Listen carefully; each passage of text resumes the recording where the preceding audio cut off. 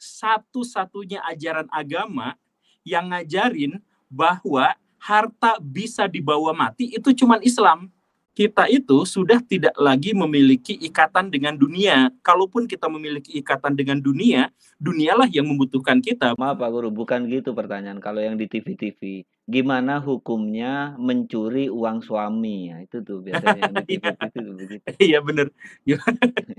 Mereka berpikir secara mendalam seperti orang-orang Yunani dan beraktivitas bergerak sangat efisien seperti orang-orang Roma.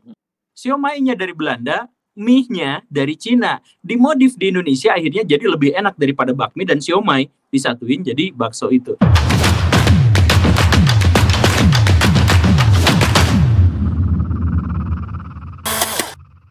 Siapa Guru? Saya perkenalkan diri saya. Nama saya Ubay. Saya dari Bangkalan, Madura, Pak Guru. Oh, Madura. Iya. Iya. Jadi tujuan saya ingin kolaborasi dengan Pak Guru sekaligus ingin sharing lah.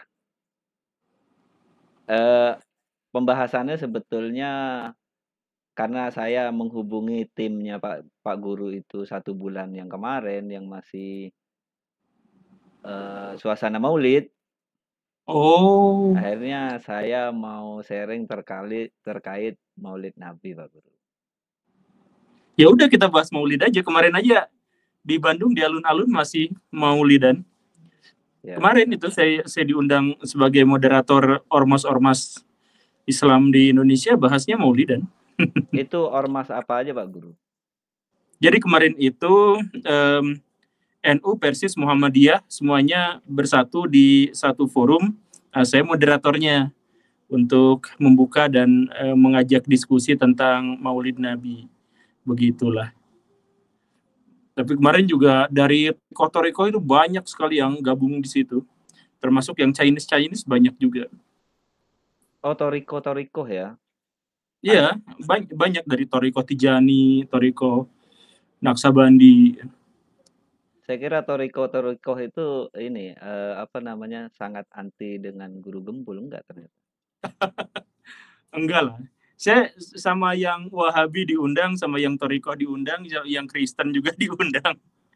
Ya nggak apa-apa, karena memang nyarinya yang mungkin bisa didiskusikan aja, nggak apa-apa. Saya kira lebih ke hakikat gitu kalau Pak Guru Gembul fansnya yang aliran hakikat.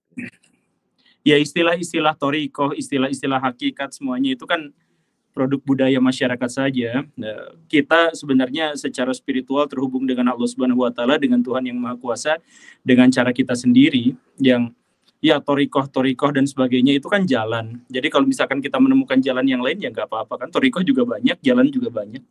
Siap. Tapi saya ini loh agak ngeblank sebentar ketika sampean itu diundang Torikoh. Itu menurut saya iya itu mengherankan sekali beneran. Karena saya mengikuti channel sampean itu kan cukup lama, ini kayaknya banyak diserang dari kalangan Torikoh bukan hakikat. Kelompok Torikoh yang menyerang itu ya kan kalau Torikoh asli itu gak mungkin berbicara pada masalah-masalah yang detail, pada masalah-masalah yang ritual gitu. Mereka kan udah lepas dari pahaman ritual. Kalau misalkan bahas tentang Torikoh itu kan ada di level berikutnya setelah bahas tentang syariah gitu kan. Syariah, hakikat, yang semacam itulah kemudian. Nah, kalau misalkan masih membahas tentang Anda tidak tahu apa-apa soal Torikoh dan sebagainya, ya dia berarti belum masuk level Torikoh, dia baru masuk level syariah karena masih ngebahas masalah-masalah syariah. Gitu. Berarti di kalangan Torikoh sendiri itu oknum mereka nyebutnya? Oknum itu, ya saya sih mengiranya intinya kalau orang-orang yang sudah memiliki wawasan dan pengetahuan yang memadai, mereka akan fokus pada esensi, pada diskusi-diskusi yang masuk pada ranah intelektual tetapi tidak masuk pada ranah emosional. Jadi kalau misalkan kita masih marah-marah, ya masih emosional. Kalau masih emosional berarti kemampuan intelektualitasnya belum tinggi. Kalau kemampuan intelektualitasnya belum tinggi, berarti torikohnya juga belum jalan, kan gitu. Landasan sederhananya begitu. Tapi sebetulnya yang mau saya tanyakan bukan itu basa-basi aja yang tadi Pak Guru. Iya. Ini masih seputar Maulid Nabi Pak Guru. Saya itu agak resah ya dengan ada yang membuat saya resah terkait umat Nabi Muhammad dengan umatnya Siddhartha Gautama Buddha Pak Guru. Ya. Menurut saya ada yang kayak nggak nyambung gitu. Siddhartha Gautama itu kan identik dengan pengikutnya kan orang-orang Chinese Pak Guru ya. Betul nggak? Iya. Ya. Sedangkan Nabi Muhammad itu ya pengikutnya ya kita-kita inilah ya. Ya. Siddhartha Gautama seorang petapa tapi pengikutnya itu ekonominya kuat. Cari duitnya pintar gitu Pak Guru. Kaya-kaya kan gitu. Identiknya seperti itu.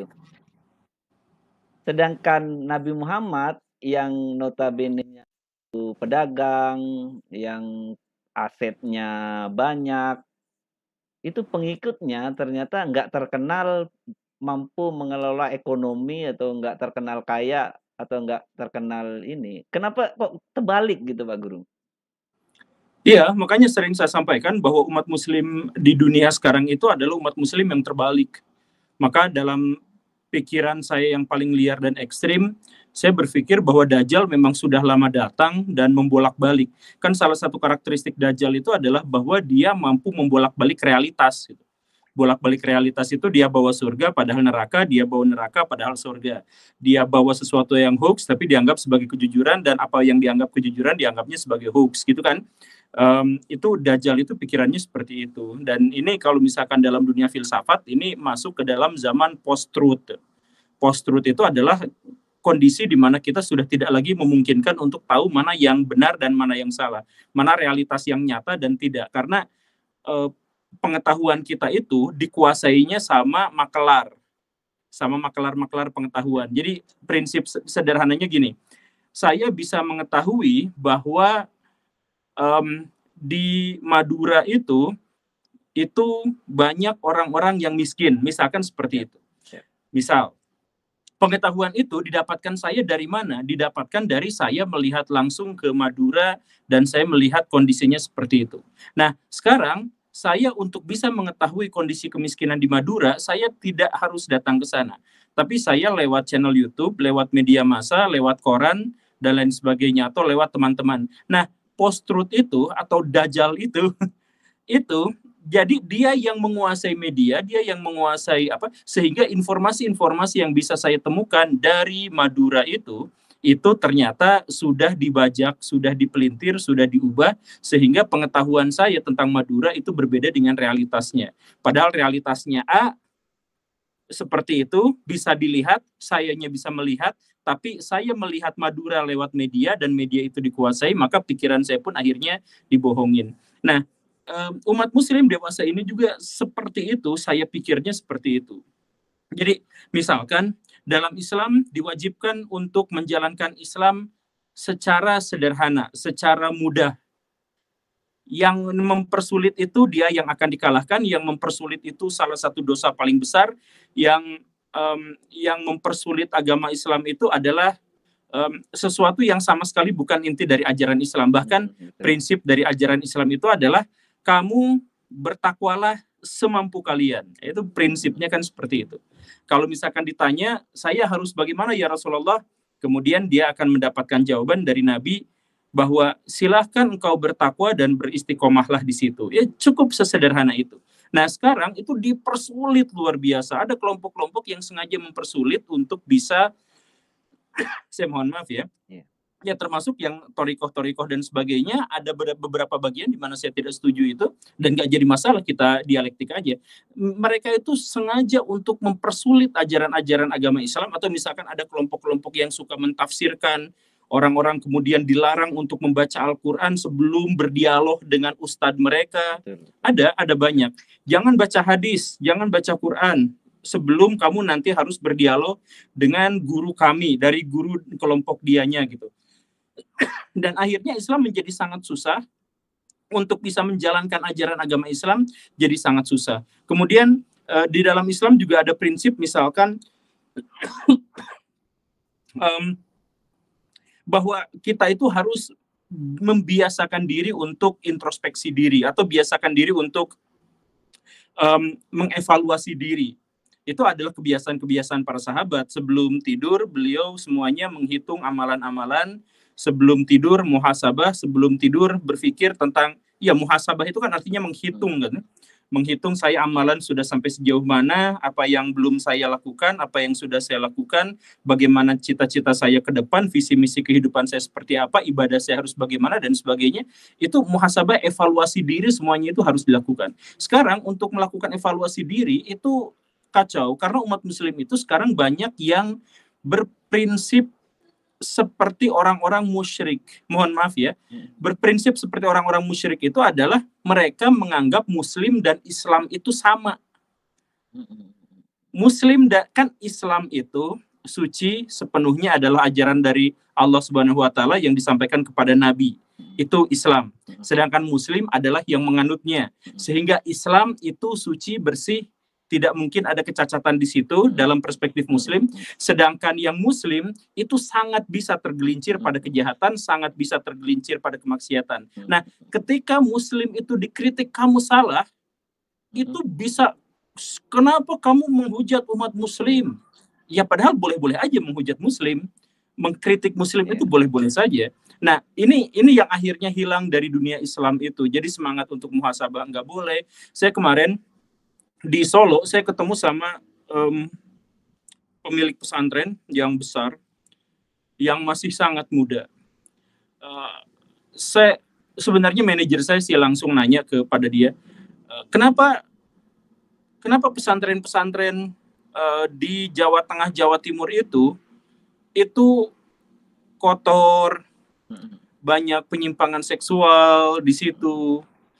Kemudian banyak kasus bullying, ada pencurian, dan lain sebagainya. Kenapa itu menjadi sesuatu yang lumrah? Nah, dia malah marah dengan pertanyaan itu, gitu. Padahal ya, pesantren itu boleh kita kritik habis-habisan. Kenapa? Karena dia bawa label Islam. Jadi siapapun yang bawa label Islam, maka dia harus mencapai minimal sangat baik. Citranya baik, apanya baik.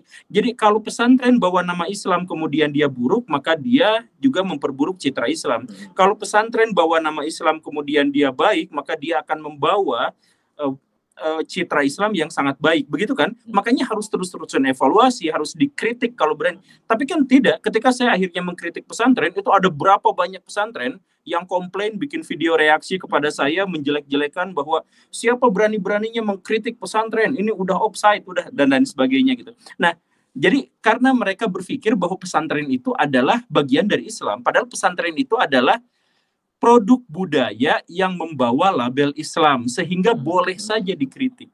Nah, karena tidak mau dikritik, kemudian menyusahkan diri sendiri, kemudian ada banyak sekali penyakit dari umat Muslim yang juga saya sudah jelaskan di banyak video. Nah, itu makanya umat Muslim sekarang menjadi terbalik gitu. Terbalik tuh ya tadi itu, ketika misalkan Nabi Muhammad SAW itu berdagang. Dan ketika sahabat-sahabat Nabi itu semuanya berdagang, atau 9 dari 10 sahabat utama Nabi itu berdagang, dan kaya raya, tajir melintir luar biasa. Nah, harusnya umat Muslim zaman sekarang juga kaya, tapi kenapa miskin? Nah, karena dibalik.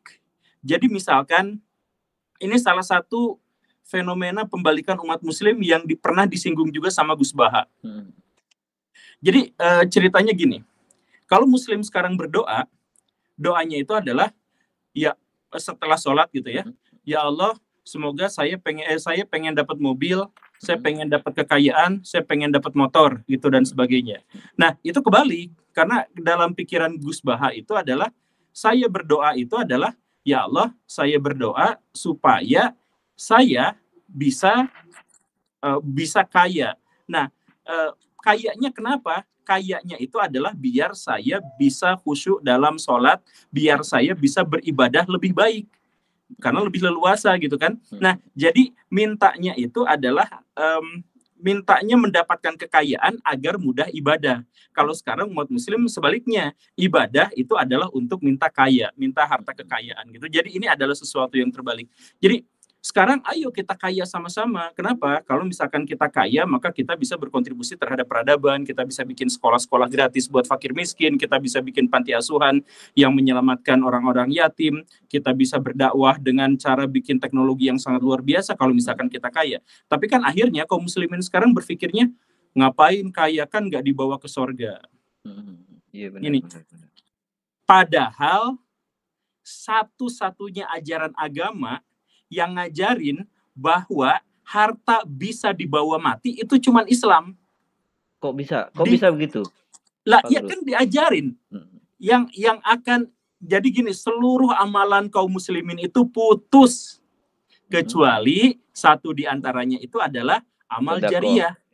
Sodakoh jariah itu, dan semakin banyak sodakoh itu berarti semakin besar amalan yang tidak terputus. Jadi bagaimana caranya agar kita bisa bersodakoh? Kita berkekuatan. Kita misalkan sodakoh fisik, ikut bangun masjid, nggak usah dibayar, nggak apa-apa, itu sodakoh fisik gitu kan.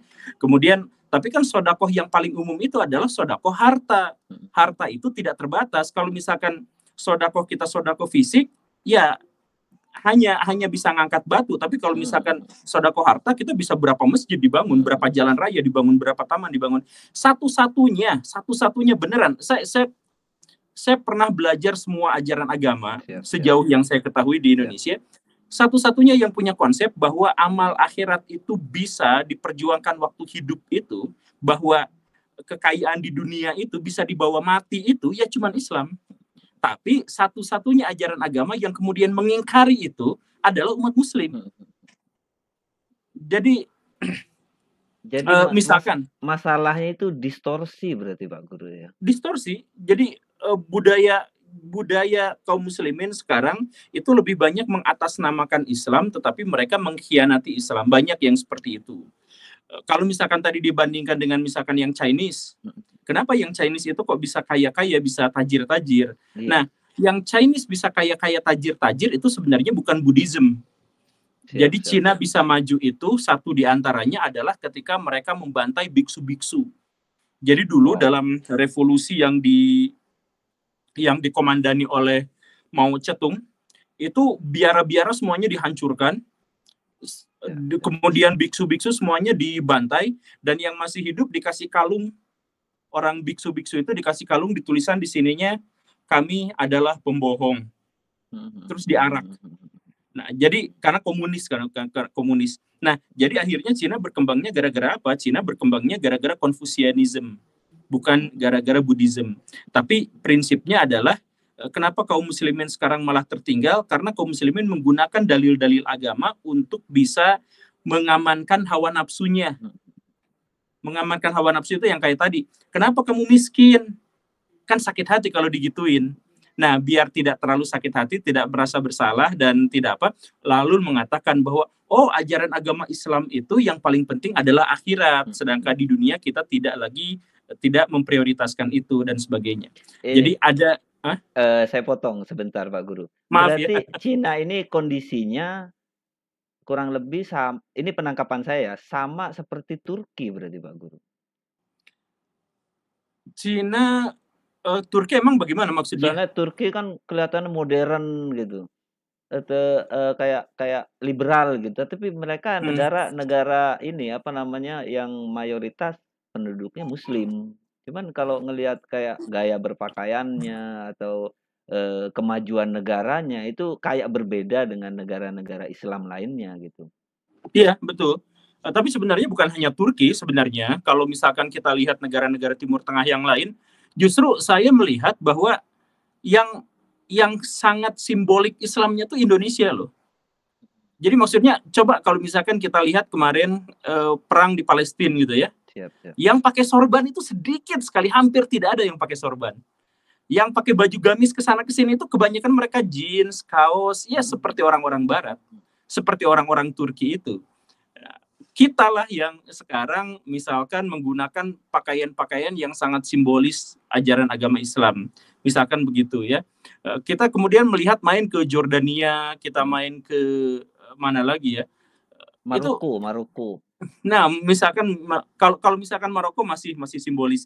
Tapi di Timur Tengah secara umum ya kayak Jordan, kemudian Lebanon, kemudian apa itu banyak yang sudah berpakaian seperti kita ini. Nah, tapi kalau misalkan Turki, apakah Turki itu bisa modern dan maju itu gara-gara meninggalkan Islam sama seperti Buddhism? Turki itu trauma berat karena pernah dihancurkan oleh tasawuf, oleh tarekat yang tadi itu. Eranya Utsmani itu, Turki Utsmani itu. Iya, betul. Khususnya oleh Bektashi dan Maulawiyah. Oh, setelah ini, setelah Turki Utsmani itu, Pak. Di zaman Turki. Ya. Jadi gini, dulu itu Turki itu jago, kuat, hebat. Jadi kenapa bisa jago, kuat, hebat? Karena mereka militernya kuat. Bagaimana cara militer mereka kuat? Itu ada misalkan catatan-catatannya. Jadi misalkan pasukan Jenisari itu, ini yang dari Turki itu, kalau mereka latihan memanah, panahnya itu kan panah komposit, itu bisa sampai 90 kg, bisa sampai 120 kg tarikannya. Jadi tentang betapa kuatnya prajurit-prajurit Janisari, karena setiap mereka narik panah itu 90 kilo gitu. Sekali tarikan. Ya wajar karena pasukan panah mereka itu harus dihadapkan pada pasukan-pasukan Kristen yang baju besinya tuh full armor gitu kan. Jadi memang butuh panah yang juga sangat kuat. Nah, mereka maju itu karena apa? Karena latihannya kuat, karena teknologi perangnya luar biasa, karena menerima teknologi-teknologi terbaru, seperti diantaranya adalah meriam Orban. Mereka maju karena itu, Turki Utsmani di era kejayaannya. Nah, tetapi ketika mereka memanfaatkan tarekat-tarekat untuk melatih Janisari, dirubah. Jadi gimana caranya supaya kuat? Doa-doa. Nanti baca wirid ini. Wirid ini dilanggamkan. Kemudian nanti gimana caranya supaya panahnya akurat? Nanti pas memanah, bacakan ini. Nah, akhirnya apa? Turki Utsmani lemah, makin lama makin hancur karena yang seperti itu. Jadi ajaran agama Islam yang seharusnya itu adalah tawakalnya disimpan di belakang, disimpannya di depan. Nah, karena itulah ya. Jadi perang nanti gimana kalau kita kalah, ya serahkan saja pada Allah, gini gitu. Ya akhirnya peradaban Islam itu turunnya itu gara-gara itu. Makanya banyak sekali orientalis Barat itu yang mengatakan bahwa abad kehancuran Islam itu dimulai dari Al-Ghazali. Karena Al-Ghazali lah yang kemudian menjadikan tasawuf itu sebagai kebiasaan umum kaum muslimin. Jadi sebelumnya fikih, kemudian sesudahnya intelektual, kemudian sesudah intelektual baru dirubah menjadi tasawuf, itu gara-gara Imam Al-Ghazali. Kata para orientalis seperti itu. Ya tentu saja sih nggak gitu, karena sebenarnya Al-Ghazali itu adalah orang yang berusaha untuk menjadikan tasawuf itu sebagai bagian dari spiritual Islam, karena sebelumnya memang sudah ini. Banyaklah cerita-cerita tentang ini kalau misalkan ada di diskusi langsung, atau kalau misalkan mau sekarang kita bahas tentang Al-Ghazali ya boleh seperti itu. Tapi kan intinya, ini begini Pak Guru, Al-Ghazali atau Syekh Abdul Qadir Jailani itu kan sebetulnya ajarannya biasa, cuma murid-muridnya yang yang menyimpangkan ini. Betul. Seperti itu. Sebetulnya mereka ya nggak ada masalah, malah ajarannya nggak ada bagus. Nggak ada masalah. Menenangkan, terus bagaimana berpasrah, bagaimana bertawakal. Cuma kan masalahnya seperti Pak Guru bilang tadi, tawakalnya ditaruh di depan, itu kan masalahnya. Iya, dan ini khusus untuk Syekh Abdul Qadir Jailani. Semua buku yang beredar di Indonesia, khusus Syekh Abdul Qadir Jailani, itu bukan ditulis oleh beliau langsung, tapi ditulis oleh murid-muridnya. Dari 2 orang, saya lupa namanya, tapi orang-orang itulah yang kemudian membesar-besarkan cerita bukan tentang ketakwaan Syekh Abdul Qadir Jailani, bukan soal bagaimana beliau menuntut ilmu dan sebagainya, tetapi tentang kesaktian ya. Kesaktian. Ya, kesaktian. Ini adalah wali kutub. Nanti wali kutubnya ini punya wali-wali yang begini, itu bisa melipat bumi, bisa teleportasi, bisa apa. Ya, itu mah kita nggak tahu, itu mah terserah mau benar atau enggak juga, tapi kan itu hak pribadinya beliau itu, dan kita nggak usah ngikutin itunya, karena itu mah ya itu mah keistimewaan yang diberikan secara spesial. Namanya spesial spesial milik Syekh Abdul Qadir Jailani, ya kita jangan berharap itu, karena namanya juga spesial, namanya juga khusus ya. Kita jangan ikutin itu gitu kan. Ya, cuman ya kacau. Al-Ghazali juga seperti itu, murid-muridnya itu yang akhirnya banyak yang ya walaupun sebenarnya juga banyak kritikan terhadap Al-Ghazali, cuman ya akhirnya kita hanya mengikuti itu saja. Saya kalau misalkan baca buku-buku Al-Ghazali yang Ihya Ulumuddin aja ya, ya nggak masalah. Ini kenapa sih biasa-biasa aja gitu ya. Tapi kenapa sekarang jadi sangat ini gitu. Jadi saya juga nggak tahu bagaimana cara bacanya kaum muslimin sekarang terhadap kitab-kitab kuno seperti itu gitu. Tapi kalau Pak Guru nih ngomongin Syekh Abdul Qadir Jailani ya, Pak Guru percaya nggak kalau ada orang sakti? Saya membuka kemungkinan untuk bisa itu. Menghilang, bisa terbang, itu percaya nggak? Nggak. Jadi pengetahuan saya itu didasarkan pada pembuktian. Nah, tetapi saya membuka kemungkinan. Jadi gini, apakah ada orang sakti atau enggak? Ya, saya ngeblank aja. Bisa iya, bisa enggak, sebelum ada orang yang memberikan keyakinan kepada saya gitu. Jadi kalau misalkan Syekh Abdul Qadir Jailani bisa terbang dan sebagainya, ya saya nggak tahu. Dan saya tidak meyakini klaim yang manapun sebelum ada salah satu klaim itu yang mengatakan atau yang memberikan pembuktian bahwa itu memang benar-benar ada gitu, benar-benar nyata gitu. Saya sendiri kan memang pernah berhadapan dengan banyak peristiwa-peristiwa yang nggak masuk akal. Jadi ya saya secara pribadi, jadi ya saya buka kemungkinan aja untuk itu. Lagi pula kalau menurut saya, kalau yang bisa terbang itu kan orang-orang soleh, Pak Guru ya. Anggaplah ya, anggap yang bisa terbang orang-orang soleh yang dekat dengan Allah kan gitu. Kalau dia ngaku atau muridnya bilang dia bisa terbang, terus kita nggak percaya, kan dia nggak mungkin marah, Pak Guru. Mana mungkin ada orang soleh marah, kan nggak mungkin, Pak Guru ya. Iya, orang soleh gak akan marah, dan kalaupun wali Allah itu ada misalkan ya, kalaupun memang ada misal, maka dia nggak mungkin bilang-bilang. Iya, saya mohon maaf, kemarin itu bahkan ada yang viral di TikTok, ada orang yang disebut wali, padahal dia sholat enggak, kemana-mana dia hampir telanjang, tapi disebutnya wali. Karena apa? Karena ini adalah Habib bin Anu, keturunan Anu, yang air kencingnya itu wangi dan sebagainya, dan itu dia dianggap gila itu karena ya udahlah macam-macam yang aneh-aneh kayak gitu. Dan ketika ketemu sama orang lain, dia tangannya dicium, kakinya dicium, padahal ya mohon maaf. Ya padahal kalau kita nggak percaya pun ya nggak, karena kalau dia betulan wali kan nggak mungkin marah, Pak Guru. Ya enggak, malah seneng dia kalau kitanya nggak percaya.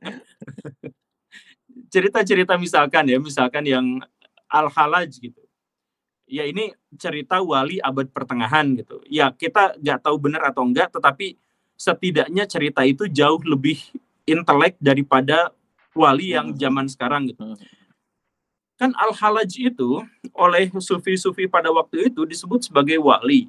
Dan ketika dia dilecehkan, dia kan dilecehkannya itu habis-habisan kan, diludahin, dijelek-jelekin, kemudian dalam kondisi tubuh terikat, dimutilasi hidup-hidup, lidahnya dipotong, hidungnya dipotong, matanya dicungkil, dan sebagainya. Dan kalimat terakhir yang bisa dia katakan itu adalah bahwa dia tidak dendam sama sekali pada orang yang melakukan kejahatan padanya.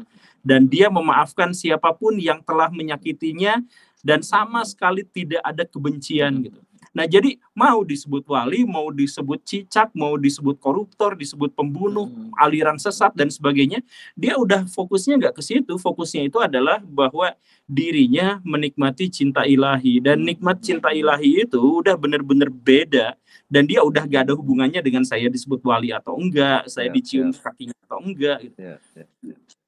Ya sekali lagi kita nggak tahu apakah Al-Halaj itu wali atau bukan, ya itu mah nggak tahu. Cuman setidaknya pemahaman waliullah di zaman abad pertengahan Islam itu jauh lebih intelek, karena mereka prinsip. Jadi di bukunya Al-Qushairi itu, yang Risalah Qushairiyah, yang itu menjadi pedoman untuk kalangan tarekat itu, jadi kan ada beberapa pendapat bagaimana cara untuk memasuki tarekat. Ada yang mulainya itu dari sabar, ada yang mulainya dari ikhlas gitu. Nah, ya ada yang mulainya dari ikhlas itu artinya adalah bahwa dia tidak memiliki motif apapun selain motif ilahiyah. Karena tidak memiliki motif apapun selain ilahiyah, dia mau dikatain kayak gimana juga dia nggak akan marah karena motifnya ilahiyah. Dan itu adalah level paling bawah untuk membuka gerbang thorikoh. Masuk gerbangnya ikhlas. Jadi level berikutnya udah lebih tinggi lagi daripada itu. Jadi ketika misalkan ada orang thorikoh yang sekarang yang kamu nggak tahu apa-apa soal tarekat, ngaji dulu sana dan sebagainya, ya itu tarekat bohongan, itu ngaku-ngaku aja. Padahal dia sama sekali tidak pernah masuk ke situ. Karena setiap ada yang ngomong, kamu nggak tahu apa-apa, ngaji dulu sana, itu kalimat yang mustahil diucapkan oleh seorang mukmin yang soleh. Karena di situ ada judul kesombongan. Ngaji dulu sana, maksudnya saya sudah ngaji, kamu belum, silahkan ngaji dulu gitu kan. Nah, jadi kalimat kesombongan itu seatom pun gak mungkin ada pada orang yang ikhlas. Dan karena itu gerbang pertama thorikoh aja dia belum masuk, tapi udah mengklaim. Karena ya itu ikutan pengajiannya, ikutan sholawatannya, ikutan ritualnya, ya thorikoh bukan gitulah. Thorikoh itu mah ritualnya, itu mah syariahnya aja. Tapi saya baru tahu sekarang loh, detik ini loh Pak Guru. Kalau thorikoh itu ternyata hal-hal yang bersifat kayak kepasrahan, kesabaran gitu. Setahu saya thorikoh itu ya yang sifatnya wiritan gitu, yang kayak ada di baptis ya semacam gitulah. Setahu saya seperti itu. Ternyata saya salah gitu ya. Iya, jadi makanya itu. Jadi silahkan dibaca misalkan di Risalah Al-Qusairiyah. Saya nggak tahu apakah di Indonesia sudah ada bukunya, kayaknya ada sih. Nah, tapi intinya gini nih. Jadi pikiran dari kalangan tasawuf ya, pikiran dari kalangan tasawuf itu begini. Kan yang pertama itu adalah syariah. Ini produk budaya, ini istihad ya. Istihad dari kalangan tasawuf. Jadi silahkan diperdebatkan boleh. Tapi gini, yang pertama itu adalah syariah. Syariah itu yang mereka pahami itu adalah hal-hal yang berhubungan dengan kehidupan jasmani, sesuatu yang terindra, sesuatu yang konkret.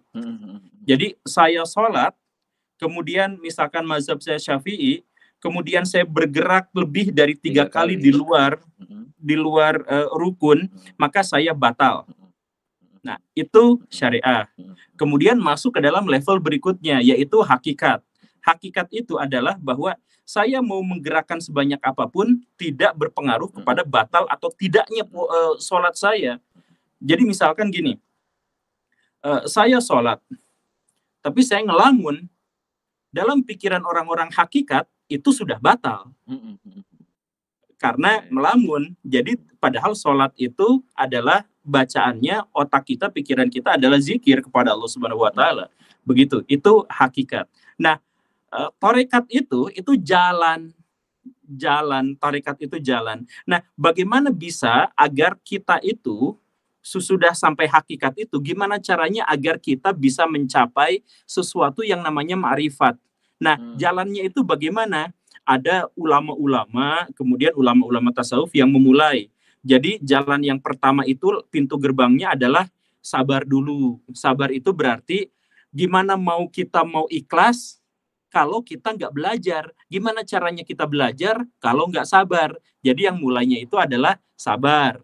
Jadi sabar itu ada 3, kemudian dijelaskan, yaitu sabar untuk menahan kemaksiatan yang pertama.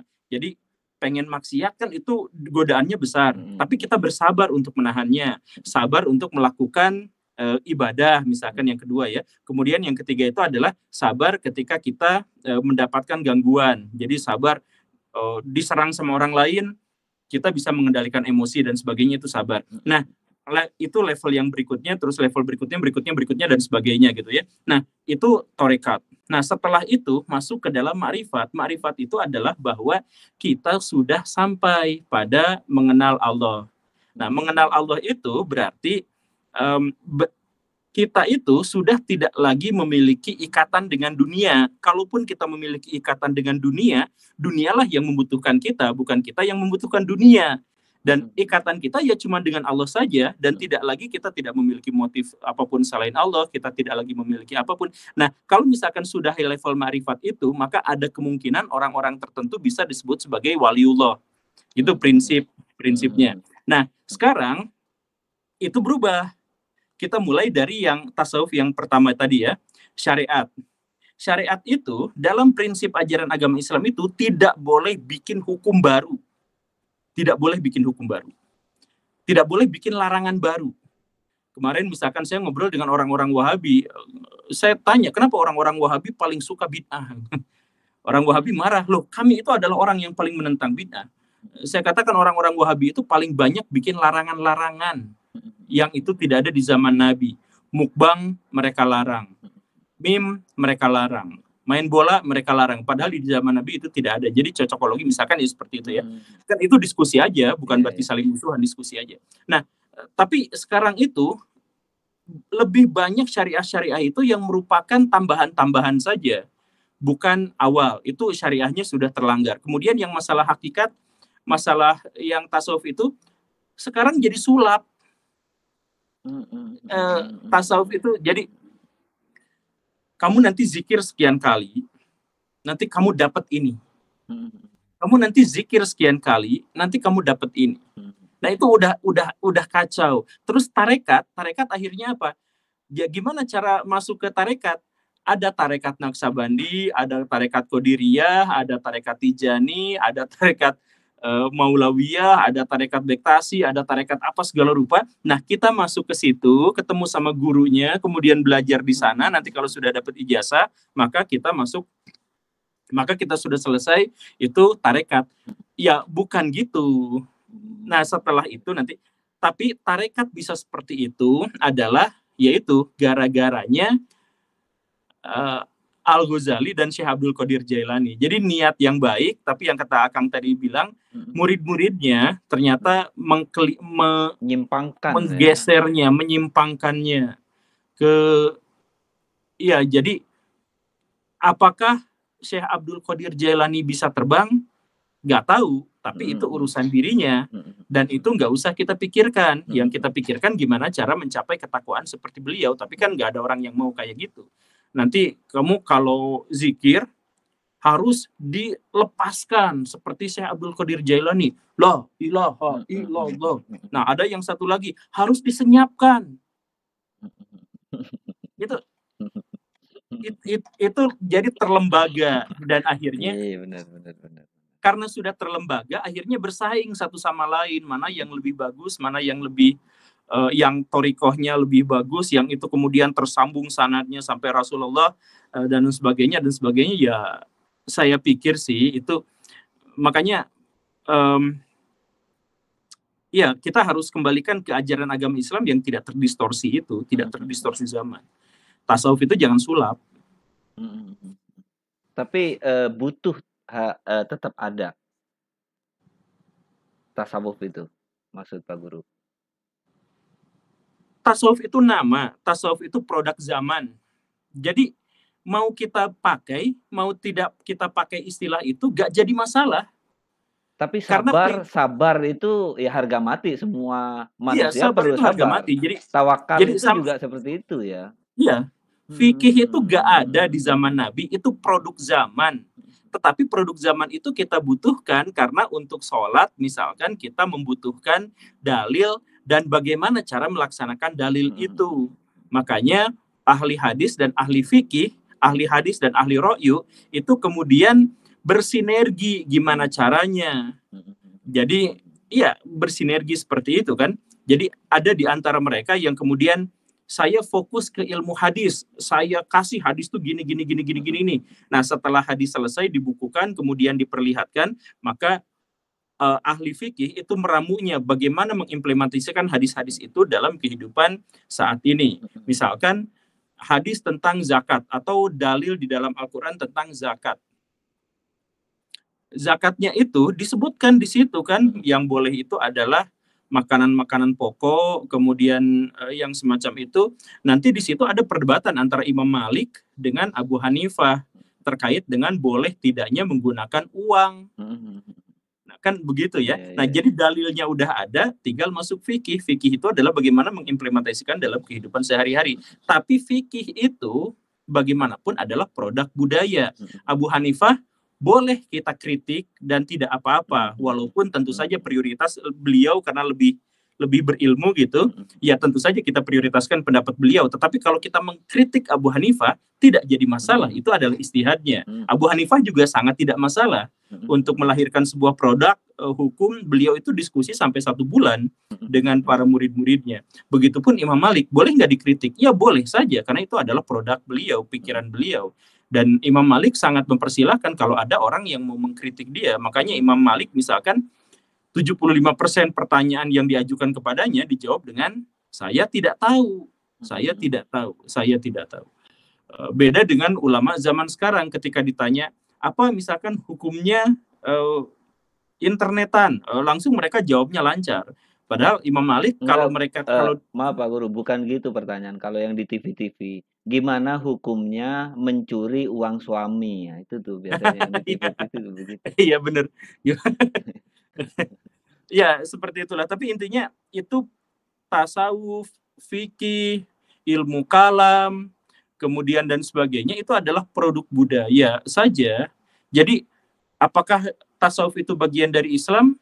Bagian dari tradisi dan budaya Islam. Secara esensial, banyak sekali nilai-nilai tasawuf yang ada juga dalam Islam. Tetapi tasawuf sendiri itu adalah rumusan. Sama seperti Asmaul Husna.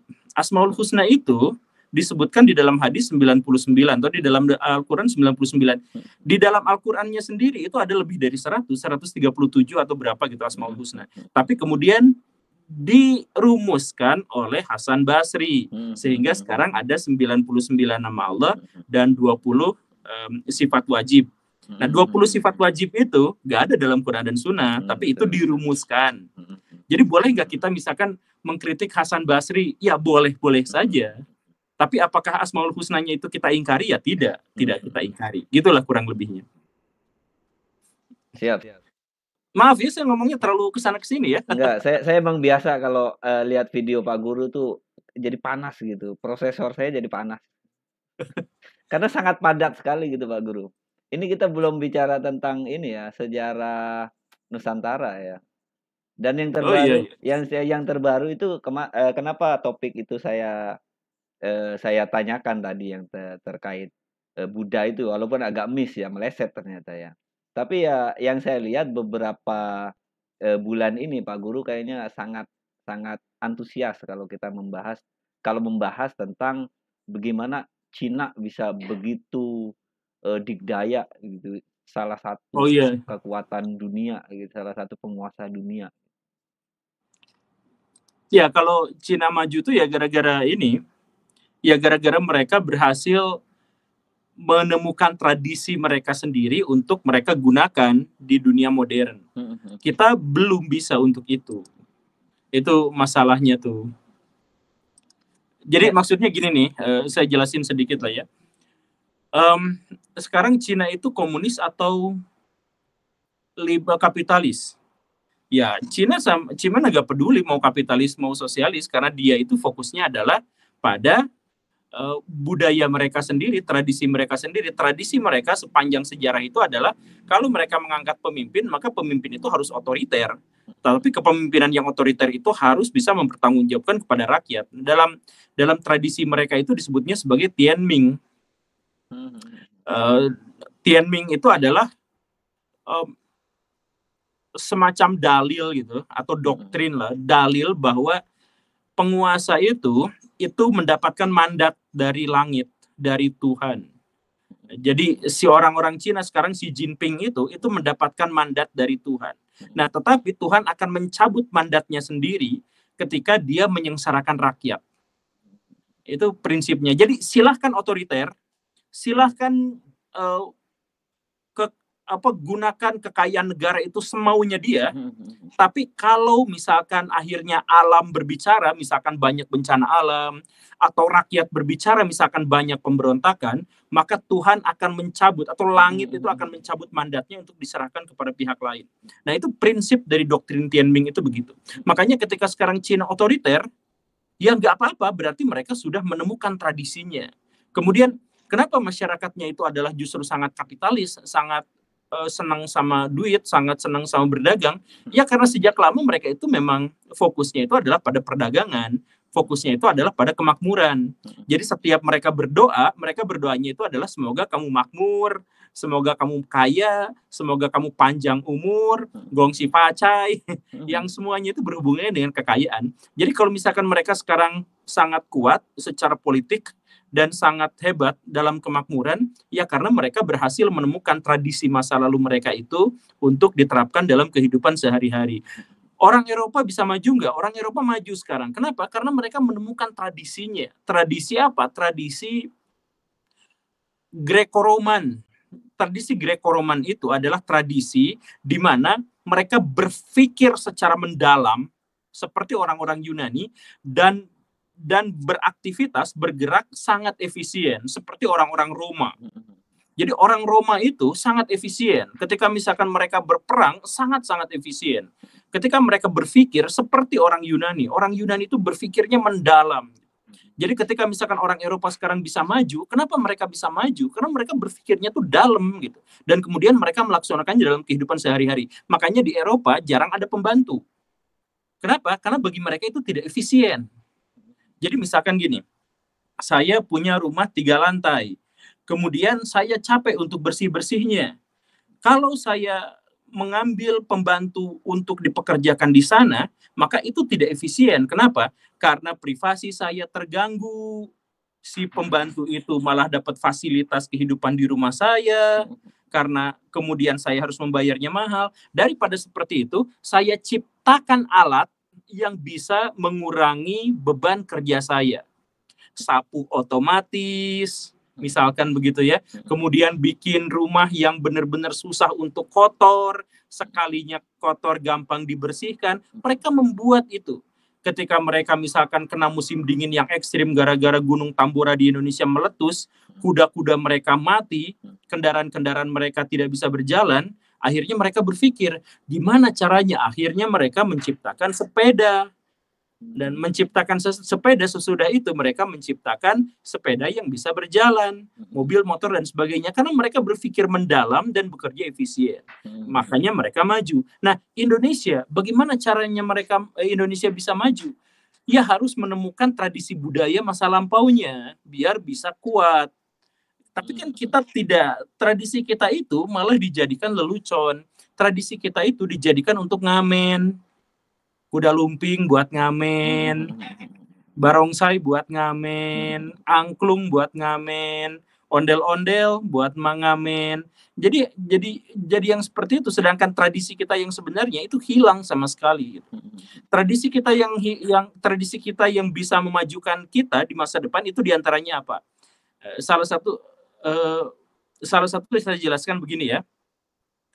Tradisi kita yang bisa membuat kita maju itu adalah bahwa kita adalah pencuri budaya asing terbaik. Jadi maksudnya pencuri budaya asing terbaik itu misalkan gini ya. Waktu orang-orang Hindu pertama datang ke Indonesia, kita tuh mencuri budayanya.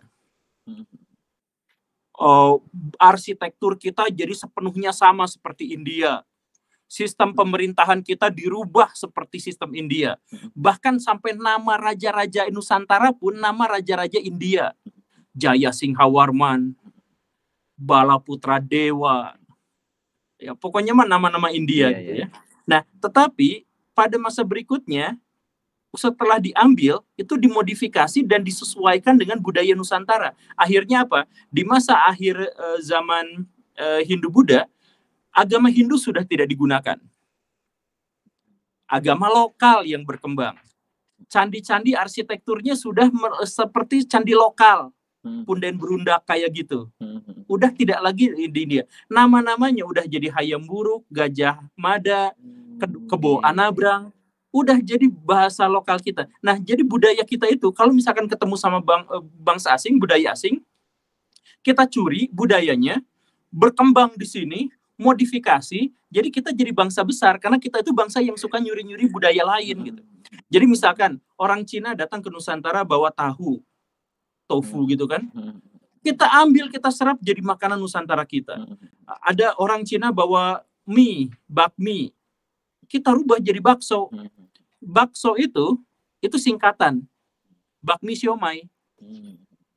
Siomainya dari Belanda, mie-nya dari Cina. Dimodif di Indonesia akhirnya jadi lebih enak daripada bakmi dan siomay, disatuin jadi bakso itu. Nah, jadi tradisi dan budaya kita sebenarnya adalah tradisi dan budaya yang ketika ketemu dengan karena Nusantara itu kan wilayah perdagangan, bangsa-bangsa asing semuanya berinteraksi di sini gitu.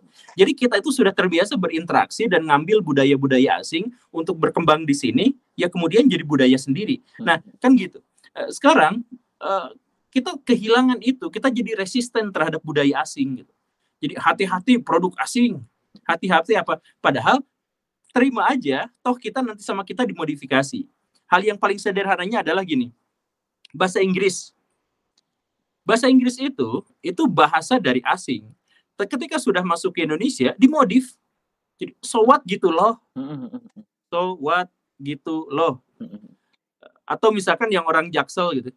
Jujurli, gue nggak gitu gitu. Itu jujurli itu istilah dari mana? Jadi kemampuan bangsa Indonesia sebenarnya adalah kemampuan untuk menyerap dan meniru budaya-budaya asing untuk kemudian kita modifikasi. Jadi mungkin nggak kita misalkan menyerap tradisi Arab, mungkin menyerap tradisi Cina yang positif-positif mungkin dan sebagainya mungkin.